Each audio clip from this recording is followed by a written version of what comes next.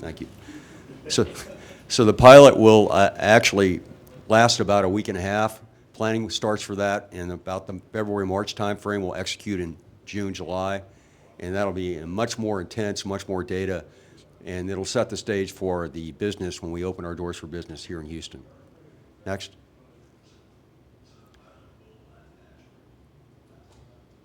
Okay, so there are two components of this. The technical component is the full diverse reality unit. That component provides a fully immersive experience for the operators, integrating multiple VR components together to provide a multi-sensory experience indistinguishable from the real world. The reason we're doing this is to make sure the operators believe they're there. The more the operators believe they're there, the better the event and the more fidelity you have for the data being generated by the event. And it integrates the feeling of touch through haptic gloves, audio and visual through this headset, a bodysuit, Tesla suit, and a treadmill, so you have realistic movement in the environment integrated over a game engine. Next, please. The other part of it is the data science. Hi, Jay. The other part of it is the data science. The data science allows you to determine what factors make a difference. So when we run these scenarios with human beings in the loop, we're going to determine what factors actually have an impact on the mission. And those factors will be analyzed in the course of the scenarios, and we'll collect data to determine if a particular capability, a new architecture, a new alerting system, or what have you, would actually impact the mission and ensure school safety. Next slide. So in this particular school safety demo, we'll have two police officers from Humble ISD. They're in the back there.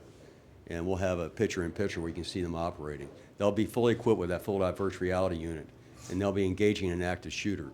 In addition to that, we'll have a virtual shooter that's a non-player character, and then we'll have virtual students and teachers that will be non-player characters as well, enabled by AI. We'll talk a little about that later.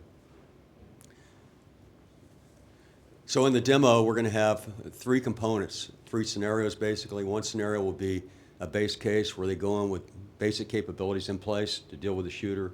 There'll be another scenario where you have facial recognition, and another scenario where you have shot detection.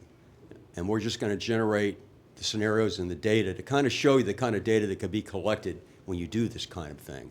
It's not data that you can use operationally right now, but when we do the pilot, there'll be detailed analysis and multiple data collection going on to actually generate information that can be used to make decisions.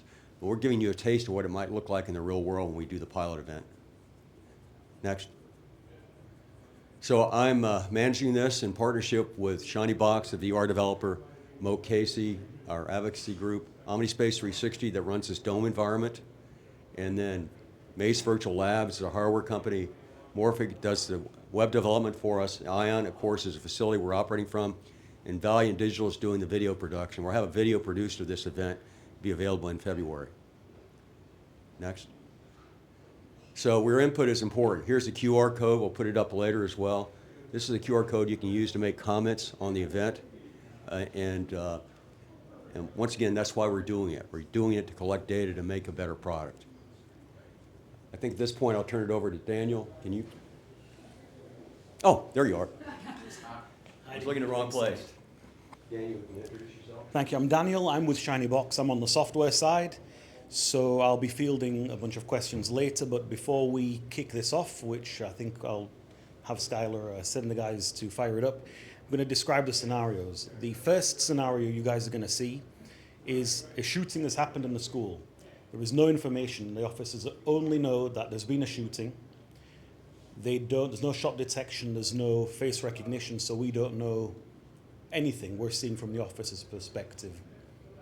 So here, both officers are in the environment, and you can see them down there, and I'll let the scenario play out.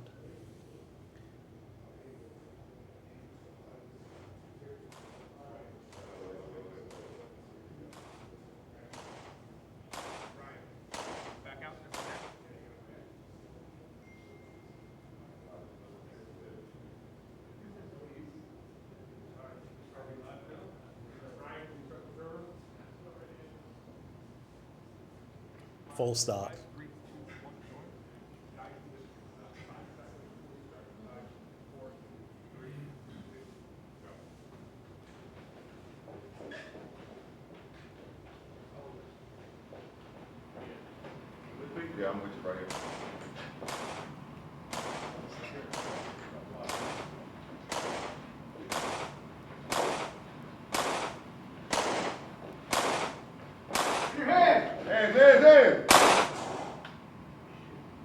Okay, so we're not trying to show anything traumatic here. The scenario ends as soon as the shooter's neutralized.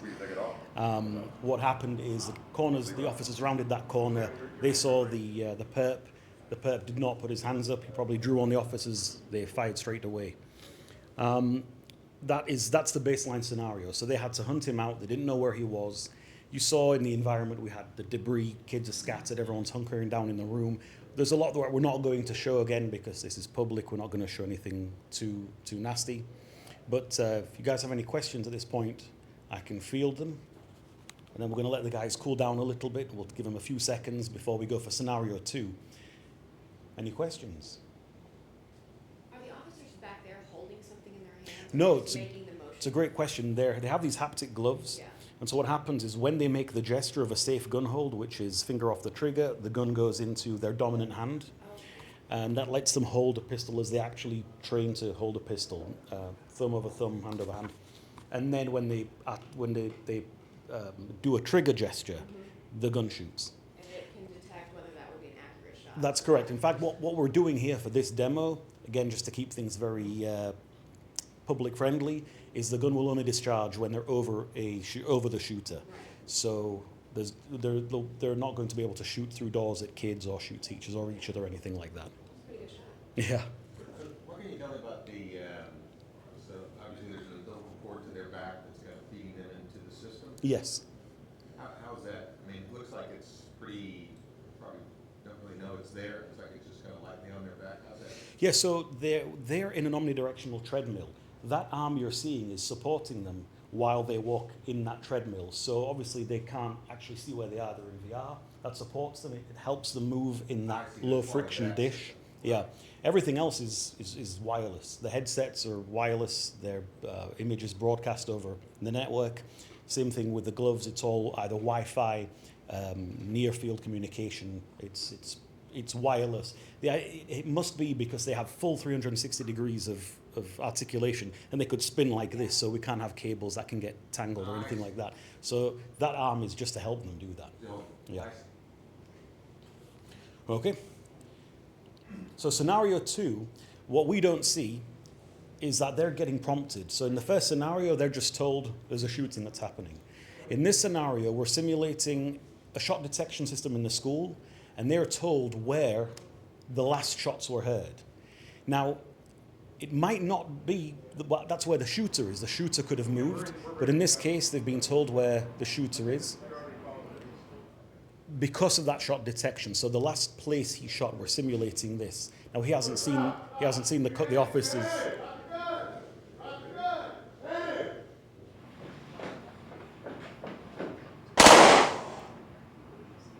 Okay, so he ignored their orders to stand down.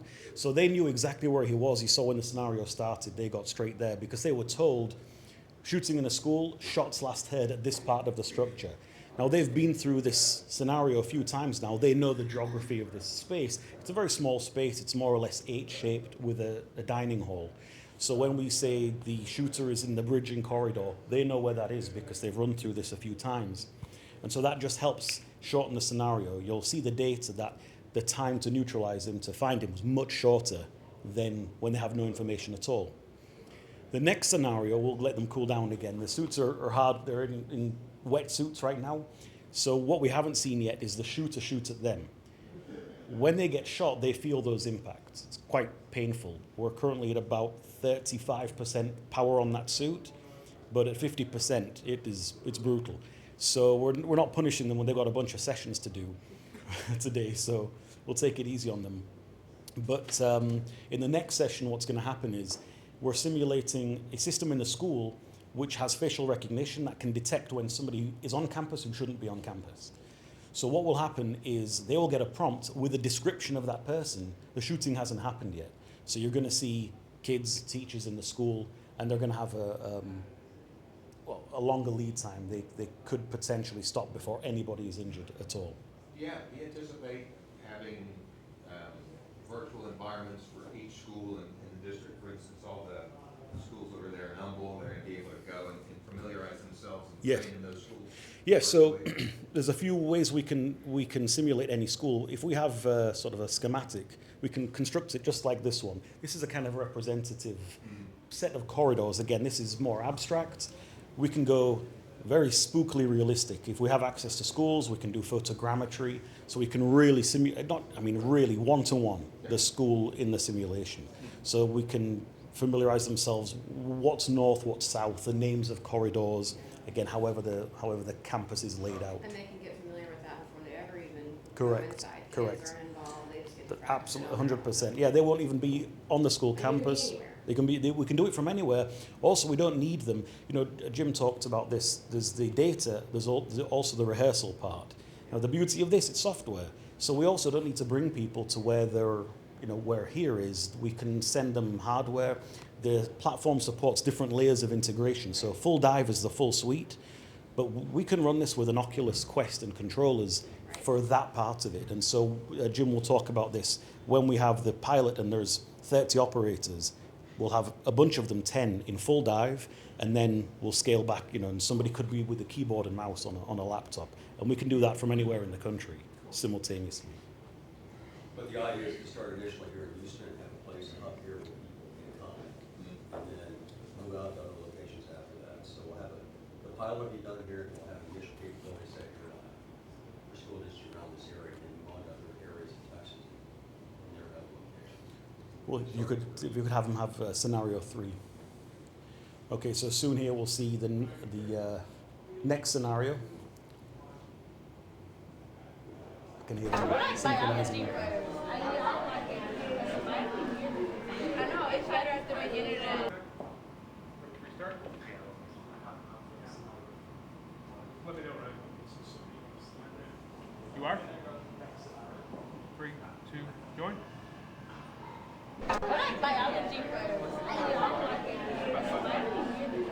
know, it's better at the beginning than. Chinese and math are easy to know how that's. They have been given a description of somebody who shouldn't be in the school. Clothes, hair, color of outfit. Shots fired, shots fired. Hands up, hands up! Cover, cover, cover. Go ahead, go ahead, go ahead. I'm already on ball back. Okay, so when the shooter surrenders, and as soon as an officer lays hands on him, the scenario ends. So that scenario the shooter was passive. A word on the behavior of the shooters. We've talked about the AI before, but the shooter has essentially 3 modes. He can be aggressive. He'll draw on the officers. He'll start shooting. He can run. He'll run to cover. He'll run away from the officers, or he'll surrender as he did here. When he runs, when he's reached his destination, he may change his mind and re-engage the officers, or he may just figure it's not worth it. So we're simulating just 3 in this scenario. The goal is, because we're trying to collect data, we have enough random variability to make it realistic, but we're not trying to pollute the data set by just having loads of chaotic variables. We're trying to isolate the operational variables. And so what's going to happen now is we're pulling all the data from the 3 runs. Soon you're going to see the data presented. And when that comes up, I can speak to that, Jim, or you can speak to that. Okay. So again, it's software, so there's no limit to the kind of data we can pull. But the purposes are, firstly, because there are some random variables, the idea is each operational variable, you would run multiple simulations over that variable to account for the randomness. And what will happen is you'll get data, that data will smooth out with each run. It's like rolling 2 dice. Eventually, you'll see 7 is the most common value. And so that's how you get meaningful data, even with some chaotic variables in them. Then, with each operational variable you change, you run multiple scenarios. So you can compare those variables. Also, we can run operational variables in parallel. So you end up with a matrix of different variables, and you can see how they interact with one another. Here, this is giving an example. Now, in each case, the officers stopped the shooter before anyone was injured. So it's showing the simulation time, We can see how many victims there are, no victims, no responder injuries. And once the officer's engaged, the shooter fired no shots in those 3 scenarios. So you can see here that this bar chart is this representation that you run multiple sessions and the normal distributions of the most likely outcomes will start to play out. Anyone have any questions about the data or anything they've seen to this When we point? do the pilot, we're going to run it for about a week. And we're going to collect multiple scenarios and multiple data. So we'll actually have significant data to make decisions. This is just notion. But to run scenarios around factors that we'll get from the various stakeholders that they think will make a difference. Things that may cost money, like the shot detection system or a facial recognition system, or as Chief Agos mentioned, ballistic shields. Is that really going to impact things? We'll run scenarios, multiple scenarios with real human beings in order to see what in fact impacts the mission based on the data, not opinions, but data. But you'll have human beings involved instead of a data simulation or Monte Carlo simulation. Real human beings involved in the scenarios. And once we get that data to help make decisions, we use the same environment for rehearsal. So experiment, rehearse, experiment, rehearse. So this is much more than just training. And we're just giving you a taste of what it might look like in the pilot. The pilot will have much more detailed, more sophisticated imagery and so on. But it'll also be a prelude to the actual business that we do, where we actually provide support to the clients. So the idea is we'll work with various school districts to build a pilot, and we'll help them, they'll help us build a product. So by the time the product's done, it'll be something they want. So that's the guideline. They work with us. We're not building something in abstract in isolation. They're working with us to build a product. That's the other way we can do business, to make sure it meets their requirements. And your networking, it can actually accommodate up to 100 live actors, right? Right. Right, we're doing 30, this is what we came up with, the rest of the non-player characters. You want to talk about the complexity of the non-player characters? Yeah, so the NPCs in this version, we're having fairly, the behavior is not sort of machine learning based. This is not trained on human actions. That introduces a lot more randomness, a lot more chaos, and those systems have a tendency to start hallucinating after a while. We want deterministic behavior out of the NPCs. So I use the term AI, but this is really more video game style AI. There's a set of behaviors pre-programmed. They respond to inputs based on a few personality traits of each individual NPC. Like the shooter can be aggressive, it can be passive. The teachers in this scenario, they have particular behaviors, how they go to the rooms. And I can, if you guys are interested, I can deep dive in all of that, but we're trying to introduce enough randomness to make it so that the officers aren't learning a pattern in the scenario. If they do it 8 times, they won't know always where the shooter is, or the behaviors will be different. You can't know you get to shoot him on this corner. But at the same time, again, not trying to pollute the data sets. For the pilot, the other thing is because we basically don't have a realistic limit, a practical limit on the number of humans, we can have people role-playing as one or more shooters, we can have people role-playing as NPCs, and we can have people leading a group of NPCs. We can tap people to play out roles. And again, because we don't need people co-located, you could have people anywhere doing that stuff. An NPC does not require, one of the students of the civilian does not require full dive VR. They're sort of playing a role, which we can have them do. Meredith. Are you guys also able to kind of track, like, say, heart rate and respiratory to kind of know, like, when they hit levels of stress or what pieces are kind of... Yes, we have a system. We're not using it here, but we have a system in conjunction with the hardware provider where we can track pretty deep biometrics. We have actually 130 specific values, such as skin temperature, core temperature, systolic. We have multiple measures of systolic, so we can get really deep data. And that system tracks their biometrics, not just when the system is running, but over the course of a couple of days. So when you're looking at training, you can see is your training having an effect. When you're looking at collecting data, you can see what variables change their heart rate. So for example, in this scenario, if somebody pulls a fire alarm and all of a sudden the fire alarm is blaring, what does that do to the stress of the officers? Is that something that they're going to have to start training for? Will that make a difference? So yeah, we have, again, not in this demo, but that system is online and we have deployed that already. So that's a very robust data collection system for that. Now, one of the things you might do with biometric data is make that experimental metric. You may want to take a look at things like feelings of safety and security, feelings of stress, and how you interpret that's going to be very important. But there may be a situation where you want to make sure that people feel safe, and we have biometric data to indicate they feel safe. That might be one metric to determine whether they're being successful or not. Once again, it's hard to interpret that data. In some cases, they may have a high heart rate and feel safe. In some cases, they have a low heart rate in danger. And we have, from the system we have, the biometric includes eye tracking data. So the headsets we have follow where their eyes are going.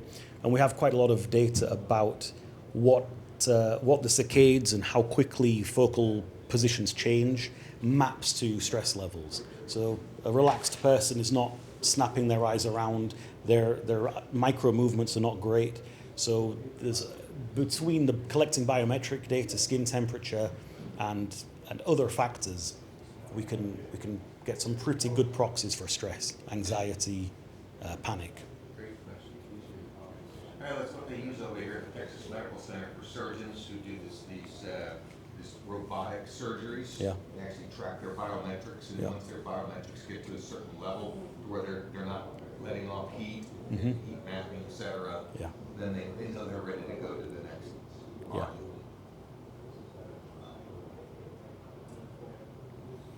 All right. Well, what I will do is, Skylar, can you have them put back the QR code? Oh, it's in the pack. Well, they even perfect. Okay. And well, we can break. If anyone has any questions, come and see me or any of the fellows afterwards. Thank you.